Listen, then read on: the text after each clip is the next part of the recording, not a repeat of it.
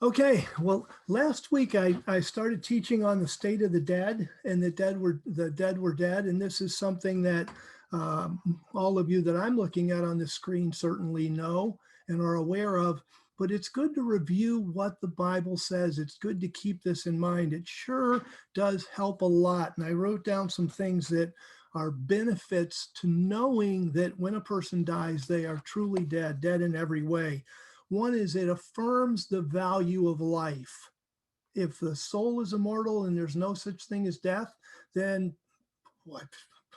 My life here is going to be we hope not materially different than my life somewhere else. But if when you're dead, then knowing that affirms the value of life. It shows why the resurrection is so important.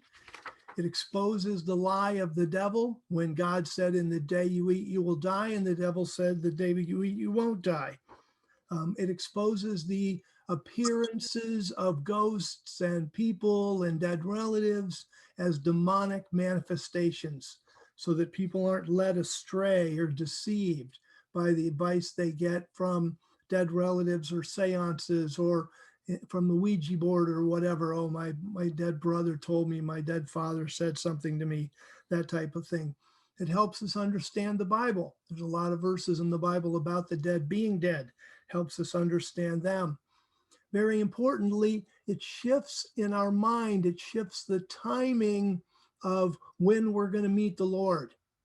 If you believe that when you die, you're going to meet the Lord immediately, then that's when you're going to meet the Lord, when you die.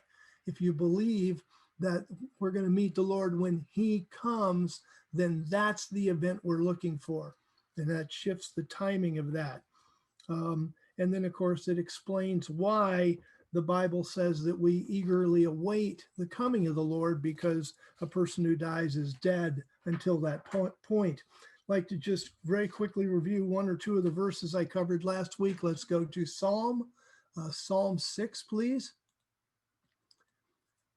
And in Psalm 6, verse 5, it says, "For in death no one remembers you. In Sheol, who can give you praise?"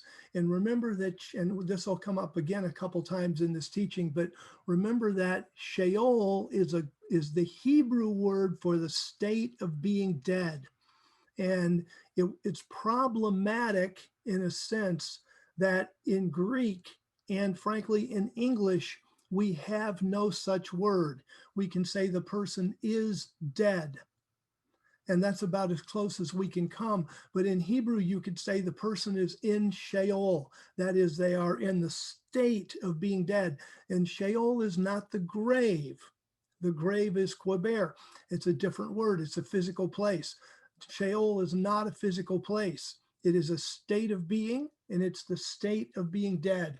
And so he says, when you're dead, who can give you praise? Well, it's verses like this that show us very clearly that when a person is dead, they can't praise. And where I want to start this morning more formally is I want to start in Isaiah chapter 38, because one of the things that we need to do is, if we're going to know what the Bible teaches, it helps us to know what great men and women thought. And this could be a series of teachings in itself. We could talk about what Job said, which we did quite a bit last week, what Jacob said. Here, we're going to good King Hezekiah. Hezekiah was one of the best kings that Judah ever had, right along with David and Josiah. Hezekiah was an amazing king, but amazing people get sick and amazing people die. And and Hezekiah got sick. And so Kings mentions it, Chronicles mentions it really briefly in like 3 verses. But Isaiah 38 goes into some detail about this. So let's take a look at this. And Hezekiah lived during the time when the Assyrians had destroyed Israel in 722 BC, and then on. So basically, the first half of the 700s BC is really when Hezekiah lived. So 700 years before Christ, basically. And says in verse 1, "In those days Hezekiah was sick to the point of death. And Isaiah the prophet, the son of Amos, came to him and said to him, this is what Yahweh says, set your house in order, for you're going to die and will not live. So here's Isaiah the prophet, and he says, Hezekiah, put your house in order, you're going to die and not live. And that, by the way, is good advice for all of us. Being in ministry, I've dealt with people who died without a will, and you really do leave a mess for people behind you. And sometimes people will answer me and say, well, John, I really don't have anything. So I don't really have anything to leave. Well, that may be true, but you don't know the circumstances of your death. For example, I know a family, and the father was elderly and he was going to die at some point, but he went to stay at a hotel, and the hotel was brand new and they had a swimming pool, and they were letting people swim in the pool, but they hadn't properly coated it yet to where it wasn't slick. And so the father was walking down the steps of the swimming pool. His feet went out from under him. He flew backwards. He cracked his head on the steps going down into concrete steps, going down to the pool, died. And they sued and all of a sudden win all this money. Well, the money technically belongs to the guy who died. So here's this man who didn't think he needed a will because he didn't have any money, and all of a sudden he's an instant multimillionaire. And now what are you going to do? So even when people tell me they don't have a will, it's very important that you have some kind of will, where any assets you have go, that kind of thing, where you're making preparations for people. And Isaiah told Hezekiah to get that done. Not that they had legal wills like we do at the time, but you get the idea. Verse 2, Hezekiah turned his face to the wall. He prayed. And then verse 3, he wept. And then the word of Yahweh in verse 4 came saying, verse 5, go and tell Hezekiah, this is what Yahweh, the God of David, your father, says. I've heard your prayer. I think it's interesting, by the way. This is what Yahweh, the God of David, your father. Now, David lived in the 900s. So why does God here skip basically 200 years of generations to go back to your father David? Because David, by the time Hezekiah came along, David and Hezekiah were so close together in their heart for God that I'm sure even the memory of David was kind of like a father figure or a mentor to Hezekiah.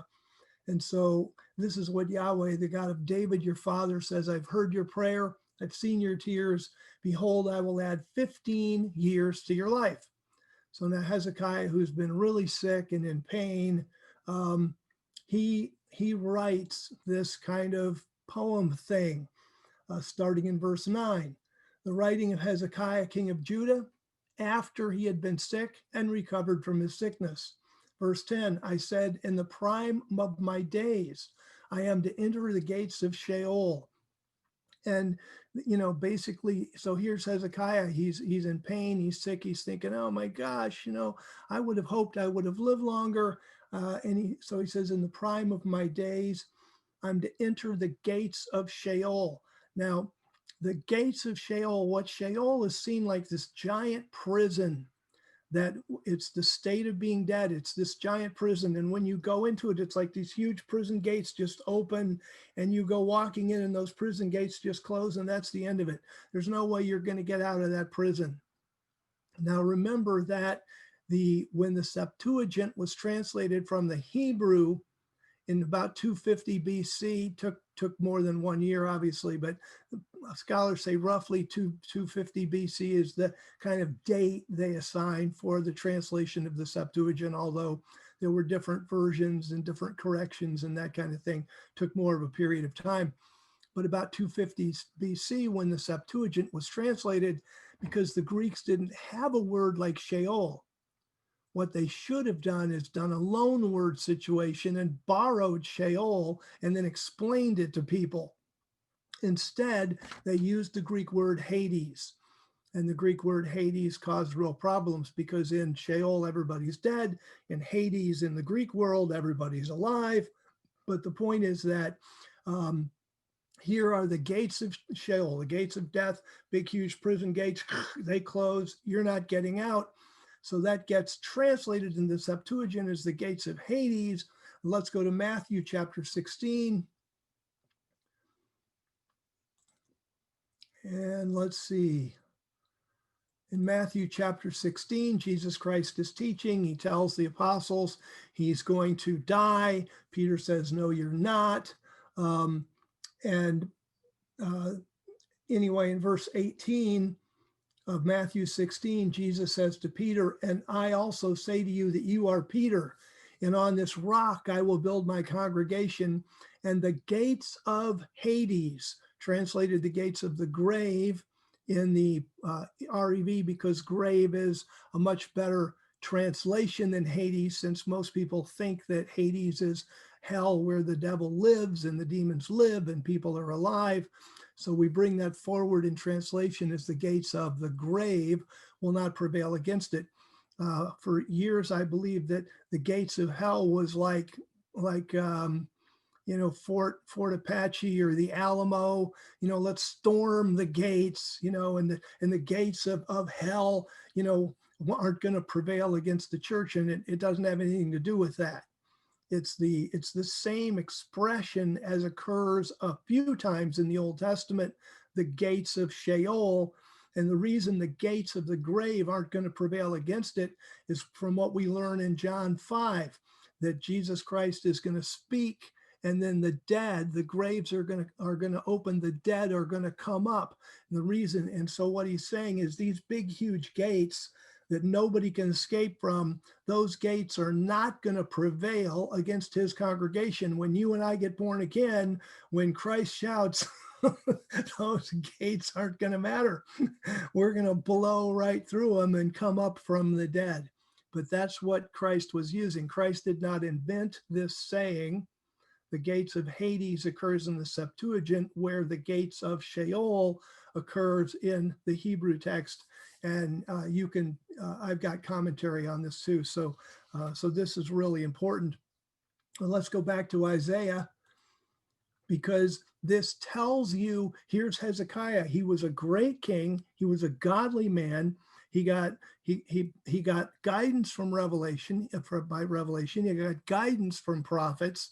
He knew that, and what did he believe? Did he believe that when he died, he was going to go to a good place? No, he believed that when he died, he was going to be dead, and he's upset about that. I would be too. I'm deprived of the remainder of my years. Verse 11, Isaiah 38:11. I said, I will not see Yah, and he uses here the abbreviation of Yahweh. He says Yah, using the abbreviation. I will not see Yah in the land of the living. And he says, I will no longer look on humankind along with those who live in this world. I'm not going to see anybody anymore. Family, friends, all the people that I love, I'm not going to see anybody. He doesn't say, gosh, I'm going to be seeing them from heaven, or I'm going to be seeing them from paradise. I'm going to be dead. So I'm not going to be able to see anybody. And then verse 12, my dwelling place is pulled up and removed from me. In other words, the house that I live in, my body, it's like a shepherd's tent. I've rolled up my life like a weaver. When the weaver's done with his rug or his whatever he's weaving, he just rolls it up. He cuts it off from the loom. And then he says, from day, now this is really, really, remember that Hezekiah is speaking very poetically here, very emotionally, bringing a lot of emotion to the table. And look what he does here with the text. He says, from day to night, you bring me to an end. I was in the daytime. Are you kidding me? Your angel defeated the Assyrian army. Things were going great. Things were really looking up. It was daytime, and then all of a sudden I get sick and it's nighttime and things are horrible. And then you tell me I'm going to die. I go from things being great to things being horrible to being an end. I'm dead. That's what he's saying here. Gosh, you're going to cut me off from the loom from day to night, and then you bring me to an end. Verse 13, I waited patiently until morning. I thought maybe some people heal overnight or you get better in time. I waited patiently until morning, but he breaks all my bones like a lion.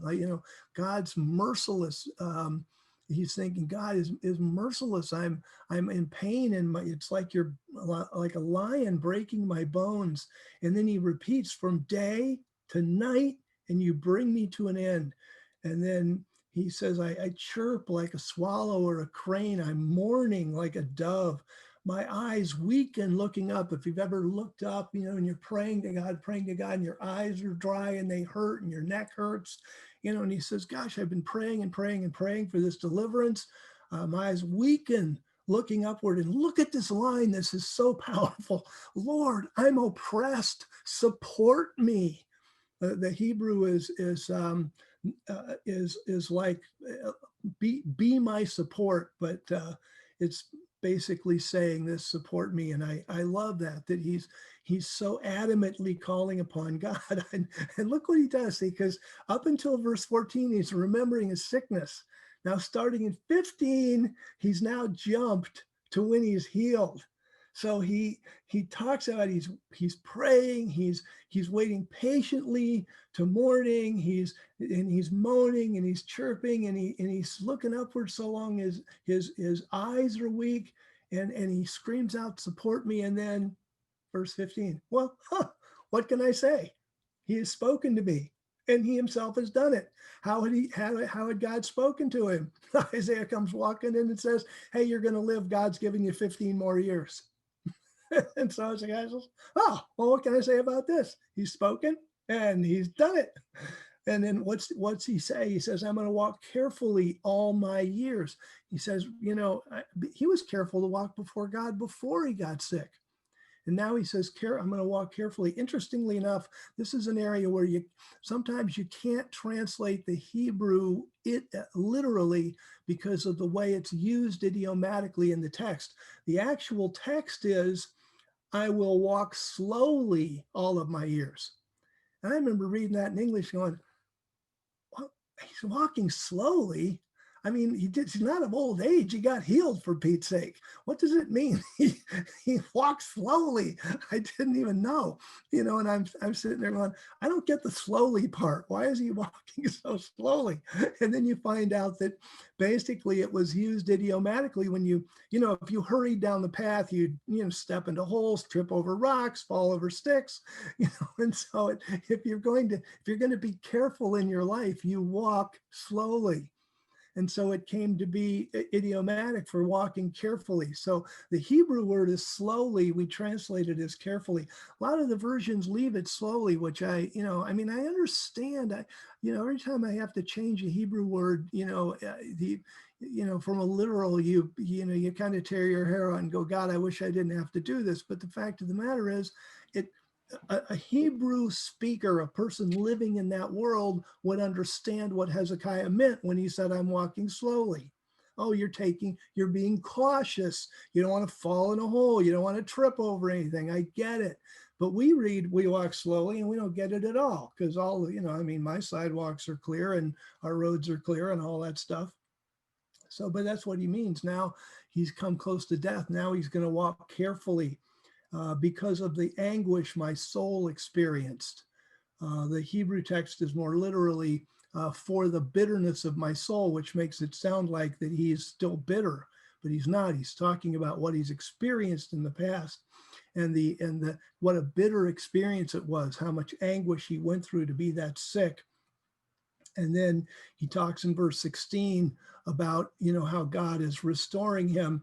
And then verse 18, he's going to God and he's saying, well, this is really a good thing. Verse 18, for Sheol cannot praise you.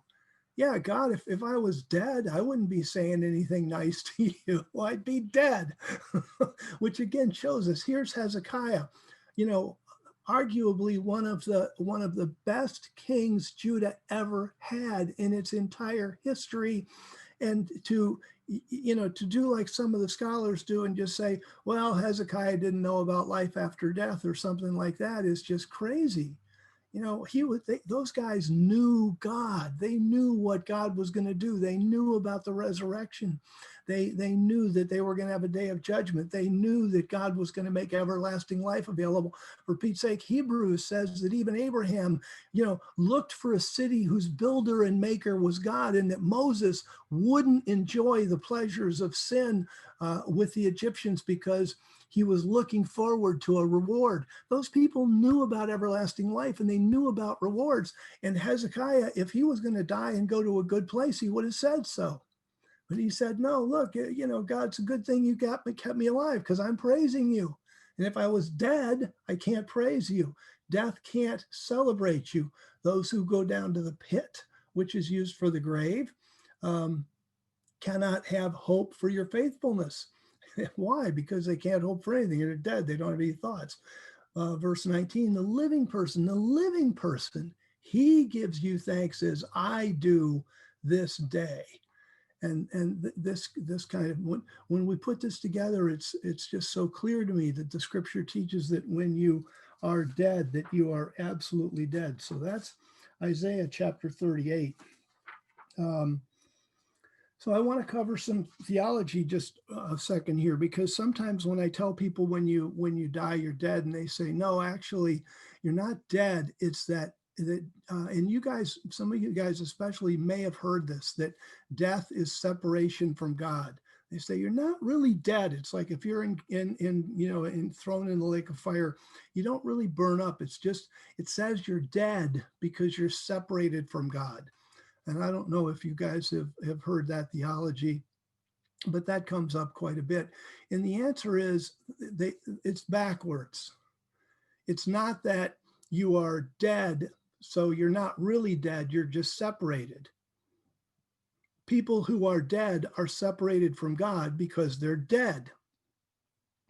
And notice that the Hebrew and the Greek use the same words for dead for animals as for humans.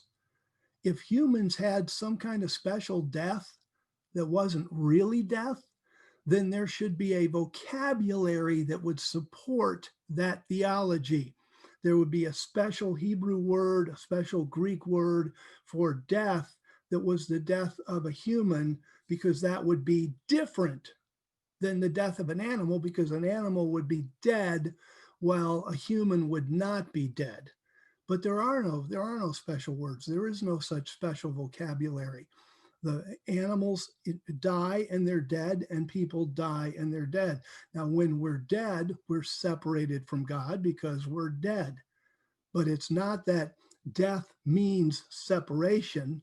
It's that death separates us because we are dead. Let's go to Psalm 49, please.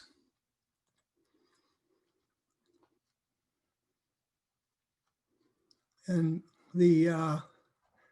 let's see, I want to start in verse 12. And this is the kind of verse, again, that if we plumb it a little bit and explain it a little bit, then this should make things pretty clear. Basically, Psalm 49 is a really powerful psalm. Verse 5, why should I fear the days of evil? That kind of thing. Let's see, verse 10, for he sees that wise men dies, likewise the fool, the senseless perish, they leave their wealth to others. Verse 12, but man, despite his riches, does not endure. He is like the animals that perish. People should read that and say, wow, what? But I thought we had an immortal soul. I thought we lived on after we died. I thought, no, the Bible is very clear here. People are like animals.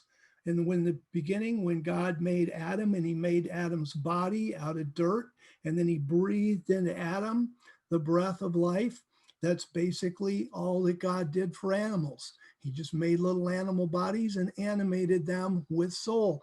And if you read the Hebrew, the animals have the same life force that humans do. And when humans die, their soul dies, it's gone. When animals die, their soul dies, it's gone. And so here we are in verse 12, and it says, but man, despite his riches, does not endure. He is like the animals that perish. Then what's different between humans and animals? God's going to get humans up. Yeah, otherwise, it would be like the gates of Sheol. We'd never get up. We'd be in that prison of death, and that'd be the end of that. But God's going to get humans up from the dead. And then verse 13, this is the destiny of those who are foolish and of those who approve their sayings. Salah. So if you're a fool or you listen to fools, verse 14, they are appointed as a flock for Sheol. All those people together go to the state of death. Death will be their shepherd. And then this is kind of interesting. The upright will have dominion over them in the morning. Right now, according to Galatians 1:4, we're in this present evil age, but there's going to be a resurrection and a judgment. And at the time of that resurrection and judgment, the righteous finally are going to have dominion over the unrighteous. And then what's going to happen to the unrighteous?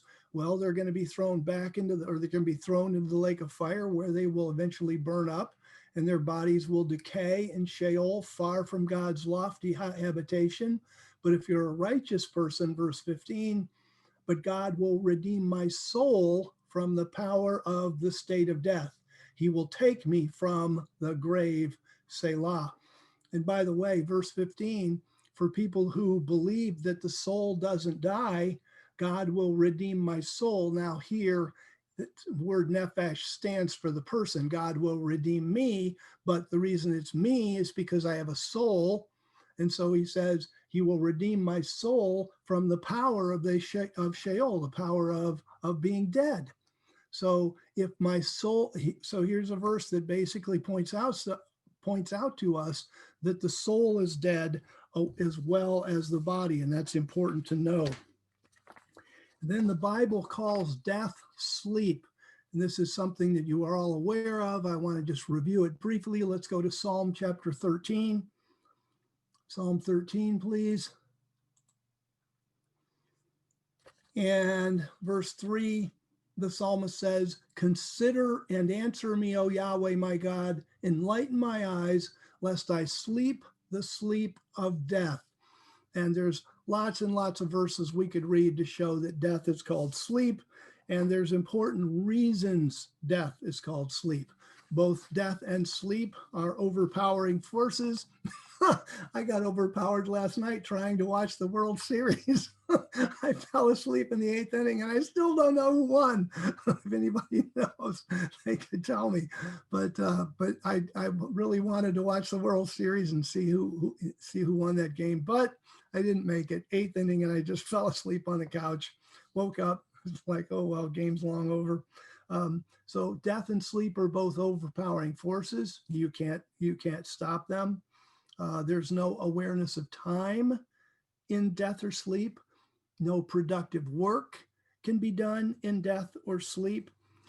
Importantly, in both death and sleep, there's a continuity of the person. You know, I fell asleep on the couch last night watching the World Series, and I was the one who woke up. It's the same thing that'll happen in death. You will die, and when God gives us life again, when he revivifies our body, if he resurrects our body at the rapture, we will know who we are. We will go, wow, it's like amnesia. No, we'll know who we are. We'll know our family. We'll know our friends. We'll know Jesus. It's just like when Jesus got up from the dead, he didn't say, I know, is your name, what's your name again? Peter. Okay, Peter, I got it. You know, Jesus knew his friends when he got up, and we will too. There'll be a continuity of person, and both death and sleep come to an end. And I think that's very important to have a grip on it. Now, when it comes to the Old Testament, could anybody go to heaven before Jesus Christ died and paid for their sins? Because a lot of times, you know, like with Moses and Elijah on the Mount of Transfiguration, or with Enoch was not in the book of Genesis because God took him, or Elijah, you know, rode the whirlwind, you know, or the chariot, you know, whirlwind up into what the Bible says is heaven, up into the air, actually. And people say, well, so Moses and Elijah didn't really die. But if they could be in heaven before Jesus died and paid for their sins, then anybody could be in heaven before Jesus died and pay for their sins. And that would mean Jesus would not have needed to have come. So if people can go to heaven before Jesus paid for their sins, why send Jesus? Just bring people, good people up, and tally ho, go forward from there. So nobody could go to heaven. So then that would mean that you'd be looking for the Bible to say if they went any place, they'd have to go some nice place that was like a hotel room where they could just wait. But there is no mention of any such place. Where people are, according to the scriptures, exactly what Hezekiah said, exactly what the psalmist said. They were going to be in the state of death.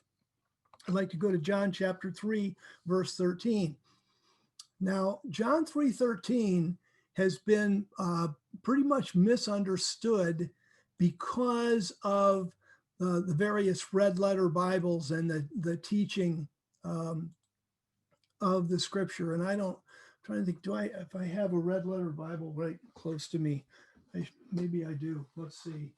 If this guy, I should know whether my Bible's red letter or not. And sadly, no, it's not. But anyway, if you look at John chapter 3, we know that Jesus Christ started speaking in verse 3. Jesus answered and said to him, "Truly, truly, I say to you," and then it starts with red letters, and you have this speech. If you have a number of red letter Bibles, one thing that will surprise you is that depending on the publishing house of that Bible, and whether it's an NIV or a Holman Christian Standard or a New American Standard Bible or an ESV, the red letters will end at different places, because the scholars recognize that somewhere in John chapter 3, Jesus stopped speaking, but there's no place that specifically says, and Jesus ended his speech. And so as a result, the different scholars stop the red letters at different places. To my knowledge, E.W. Bullinger is the one who got this so right and said that the last thing Jesus Christ said was in verse 12, where my version of verse 12, if I told you people about earthly things and you do not believe, how will you believe if I tell you heavenly things? And that ended his speech.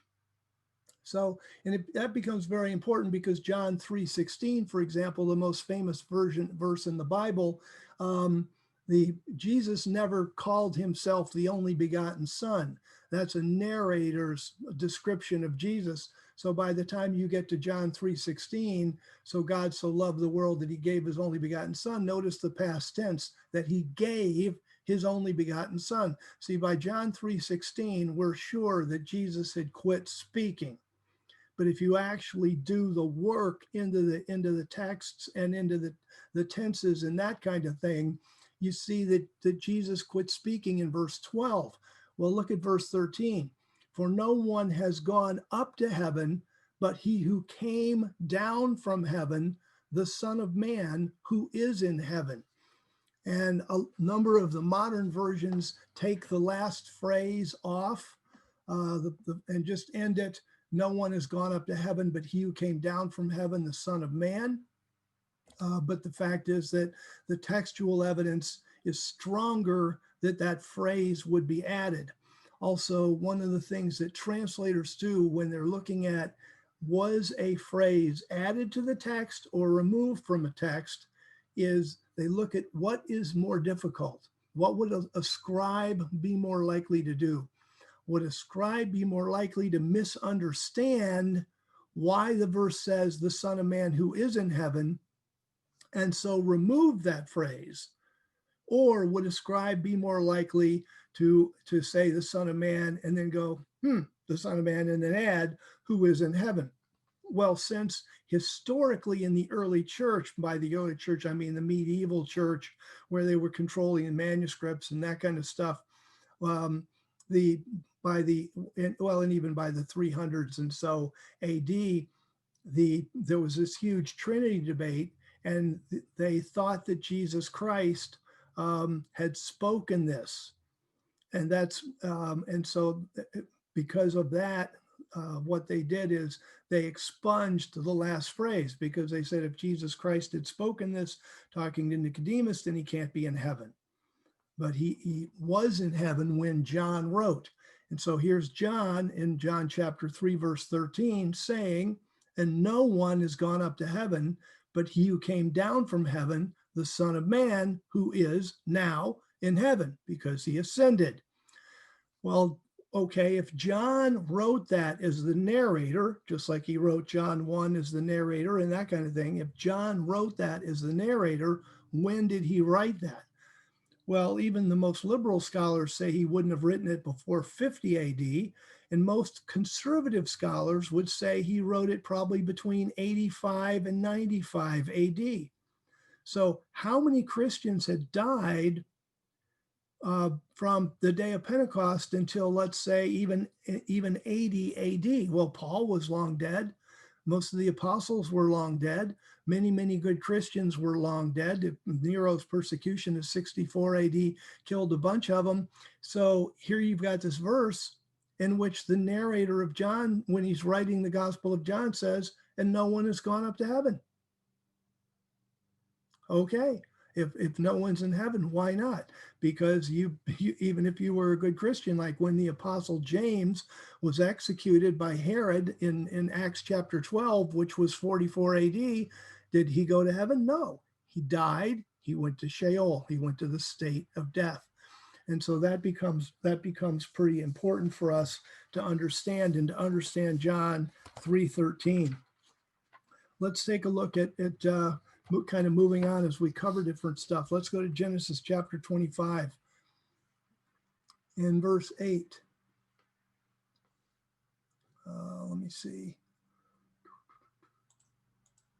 Genesis 25:8. Now this is talking about Abraham and the death of Abraham. And it says in verse 7, now these are the days of Abraham's life that he lived, 175 years, which is a ripe old age. So Abraham lived to 175. Verse 8, Abraham breathed his last and died at a good old age, old and full of years, and was gathered to his people. Now there's a lot in this verse that we can look at that's really important to get a grasp on when it comes to the state of death. First of all, it says Abraham breathed his last and died. And so it uses two words. One for, it gets translated breathed his last, and the standard word for died, which is muth, died. And so he breathed his last and died. Well, now what's intriguing is that the phrase in the REB, breathed his last, actually the majority of modern Bibles, I think the ESV, Holman Christian Standard, New American Standard Version, the majority of modern Bibles say breathed his last. But if you go and read the older versions, they read that he gave up the ghost. And the phrase give up the ghost or gave up the ghost occurs all over the Bible, both Old Testament and New Testament, in some of the early versions. The Hebrew is only one word, gava. It's just one word. And the best that philologists can do is it relates itself to breathing out. That if you see a person die, and as they die, and as the pressure leaves their lungs, because of course your diaphragm goes down, and then your lungs fill up, and when you die, between the weight of your body and your diaphragm muscle relaxing, you breathe out. And so it really has to do with breathing out. And an accurate translation could very easily be Abraham breathed out and died. And that would be a very accurate translation. If you wanted to use a one word for word translation, there are some versions that use the word expired, that Abraham expired and died. That's very accurate lexically and grammatically. The problem is we typically talk about things like, the warranty on the car expired. We don't usually talk about people expiring, although, we certainly would understand it as a one-word translation.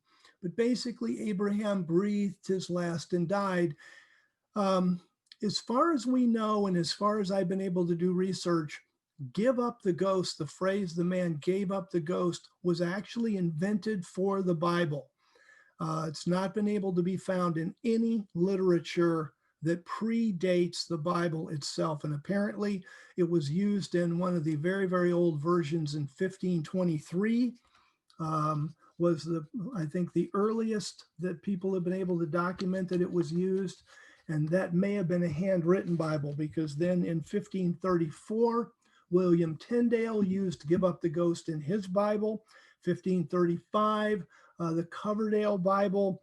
1599, the Geneva Bible. You're familiar with 1611, the King James Bible, and then on through even the American Standard Version of 1901 used Give Up the Ghost. The first mainstream Bible to not use Give Up the Ghost was the Revised Standard Version of 1952. But the problem with the translation of Give Up the Ghost is it fed right into tradition, that your soul was this immaterial ghost-like thing that lived in you, and when you died, the ghost left and it went someplace. It went to either a good place or a bad place. And so this phrase that existed literally from the 1500s until the 1900s, so for 400 years influencing English speaking Christianity, that when you died, this ghost thing came out of you and then it had to go somewhere. And that then greatly contributed to the belief that when a person died, they stayed dead.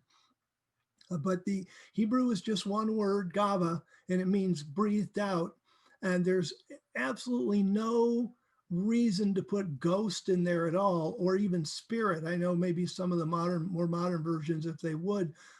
Interestingly enough, even the New King James reads breathed his last. Even in the change between the King James and the New King James, the translators of the New King James went with breathed his last instead of gave up the ghost. But there's certainly no word for ghost here in the text. There are a couple times in the Gospels where when Jesus died on the cross, it's like he delivered over or handed over the spirit, meaning that he gave his life up to God. But there's certainly no indication of that in the Old Testament or in this phrase at all, and certainly no mention of a ghost. So that's something to be aware of. And then as we take this a little further, verse 8, Abraham breathed his last and died at a good old age, old and full of years, and was gathered to his people. That's an interesting phrase that occurs a dozen or more times in the Old Testament, that when somebody died, they were gathered to their people. This is the first time in the Bible it's used. Why does that become really important? And it becomes really important when we understand that everybody's going to go to the dead. So where are Abraham's people? They're all dead. Now, why does that become significant here? Well, what we want to do is go to Joshua chapter 24, verse 2. So we'll be right back here. So, don't go far, or don't, keep a ribbon or whatever you need to do. But Joshua 24, in Joshua 24, Joshua is doing his farewell speech. And so he's going to talk about the history of Israel, and he's going to start with Abraham. And verse 1 says, Joshua gathered all the tribes of Israel to Shechem, called for the elders of Israel, for their heads, for their judges, for their officers, and they presented themselves before God. And Joshua said to all the people, this is what Yahweh, the God of Israel, says. In ancient times, your fathers, and of course the fathers of Israel, Abraham, Isaac, Jacob, and beyond that, back to Methuselah, and et cetera, Noah. In ancient times, your fathers lived beyond the Euphrates River, Terah, the father of Abraham and the father of Nahor, and they served other gods. And that becomes very important because there's no record that Yahweh was a god of any of Abraham's immediate ancestors. They lived beyond the Euphrates River and they served other gods. And so when they died, they were still dead. But of Abraham's ancestors and Abraham's relatives, how many of them are going to be in the resurrection of the righteous, and how many of them served other gods and lived wickedly and are going to be in the resurrection of the unrighteous. Because among Abraham's ancestors, if they're worshiping pagan gods, some of them are going to be dead and some of them are going to be alive. But when Abraham dies, it doesn't say you're going to go be with your good ancestors, or you're going to be with your you're going to be with your ancestors who are saved. No, in Genesis, as we saw, you're going to be gathered to your people. And where are all of Abraham's people? They are all dead. They'll get sorted out into saved and unsaved at the resurrection. But that then becomes very important about Abraham. And so this is stuff, if we, when we look at the scripture and really understand it, which is what theologians are supposed to do, it becomes very clear that we have this life and it's incredibly precious, because when it's gone, we're dead and it's gone. And then we're in the grave awaiting the resurrection, and that's where everyone who has died is. If they're Christian, they're awaiting the rapture, or they're waiting one of the resurrections. But if we can communicate that to the Christian world, then we can stop a lot of the misinformation, and it magnifies the hope, and it keeps people from getting demonic information through seances and spirit appearances and that kind of thing. So this is a wonderful subject to teach to people, to help bring them back to the truth of God's word. And thank you for being with me this morning. I went a little longer on this than I wanted to go, but I think it's a very important subject.